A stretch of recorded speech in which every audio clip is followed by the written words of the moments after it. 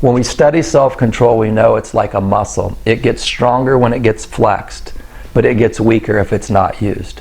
And so what a great opportunity for us to strengthen that muscle of self-control in our kids. Every time we get ourselves to do something we don't want to do, because we know it's good for us, it's flexing that muscle. So many of that, getting themselves to do something, is that schoolwork that you're trying to encourage them to do. We want to strengthen that with our kids, but I want to give you a tip. Because it's like a muscle, it also can become fatigued and worn out and tired. And so many of your kids, when they start to get to exhaustion or that fatigue of flexing that muscle of self-control, pushing hard, giving all that effort is starting to be impossible because they're too tired and fatigued and that muscle's worn down.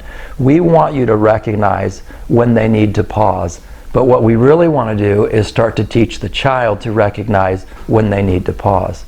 See, in our adult world, many of us, when frustration comes or we've been working too hard on something, we know how to step back and pause. I'm going to get a cup of coffee. I'm going to go to the other room for a minute. Now, we don't stop working for the day, but we know how to give our brain that pause so we can go back to all of our effort again.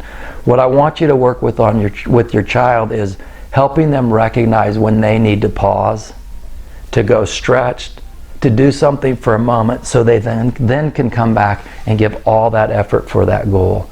If they can learn to regulate themselves instead of just break down and cry, lash out at you, many of the behaviors we see when they're starting to fatigue, if they can find their own way through that, that's going to help them their entire life and when they go back to school.